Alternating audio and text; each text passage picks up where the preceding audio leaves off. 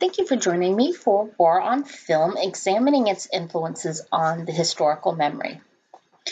Good afternoon. My name is Delynn Burrell, and this week we are actually in Module 4, and we will be looking at World War II through television. Over the last couple of weeks, we have discussed World War II through films such as Saving Private Ryan, examining the European theater, and 30 Seconds Over Tokyo, examining the Pacific theater and Doolittle's Raiders. I hope at this point in juncture, after having watched 30 Seconds Over Tokyo and Saving Private Ryan, you're starting to see that there are some glaring inconsistencies. Not only that you're starting to understand how each film was created. Why was each film created? 30 Seconds Over Tokyo came out in 1943.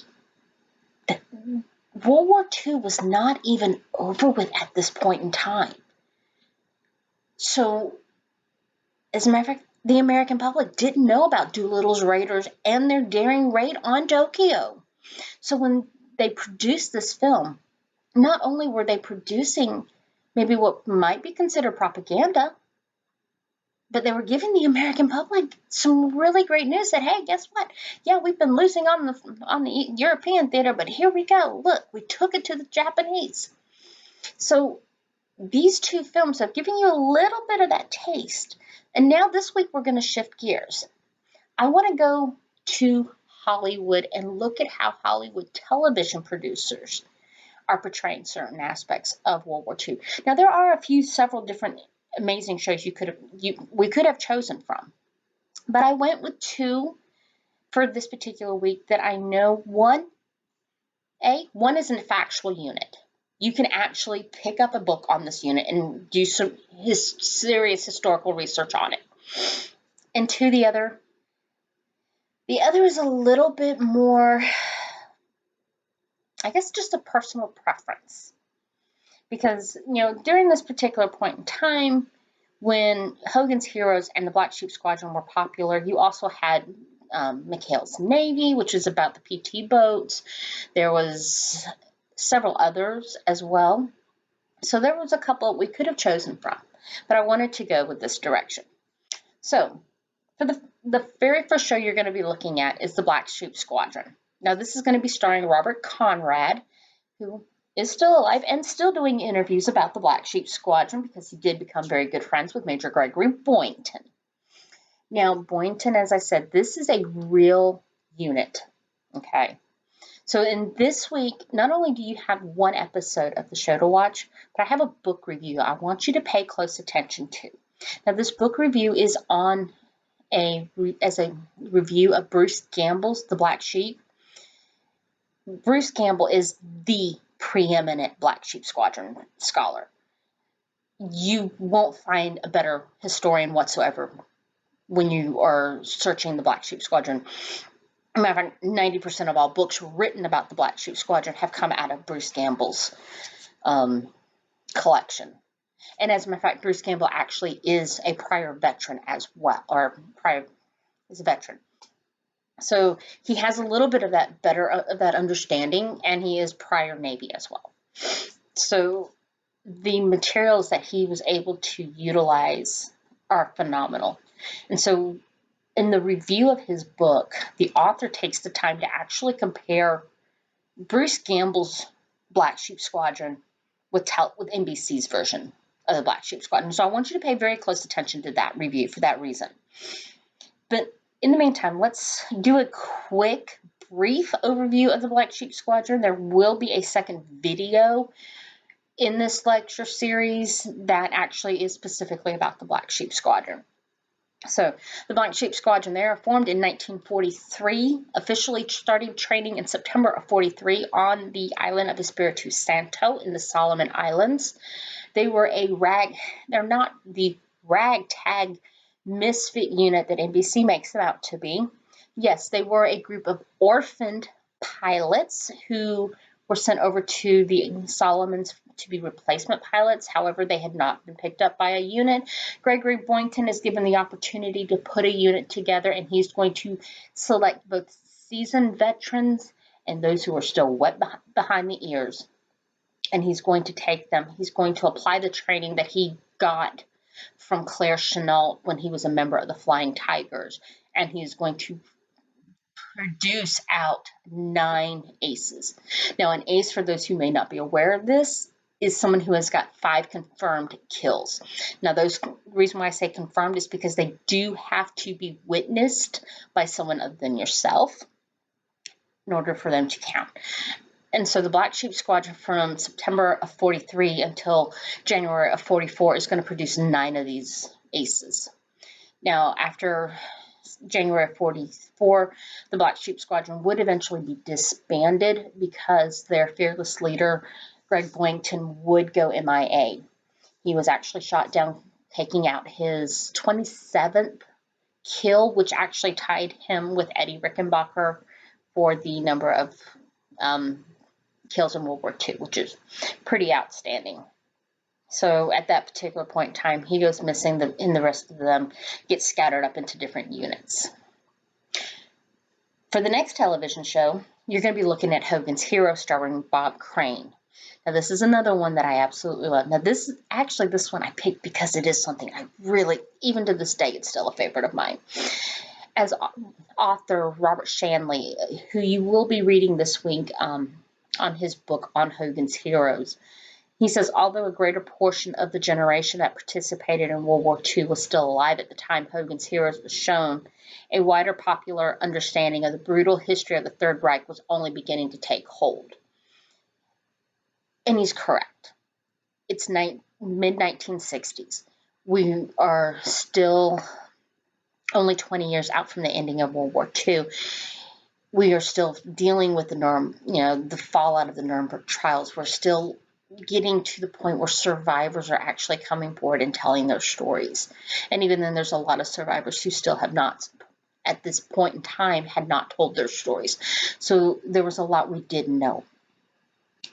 The Holocaust was something that was not easily approached. World War II was not one of those subjects, at least not in the 1960s, that people were ready to talk about. The things that our servicemen and women who went over and liberated these concentration, whether they have been death camps, work camps, forced labor camps, the things that they saw were horrific. And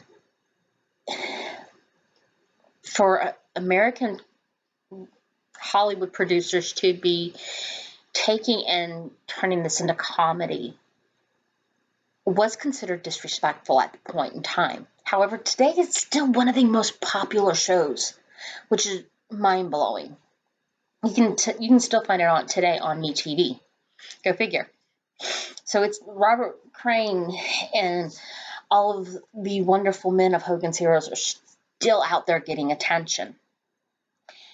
But a couple things I want you to know about this. 4 of the castmates actually served in World War II. They were actual veterans. 2 of them had actually immigrated from Nazi Germany just prior to the Holocaust. One of them, his father, was actually a very well-known, well-respected German composer. And when everything started going on, he got his family out of harm.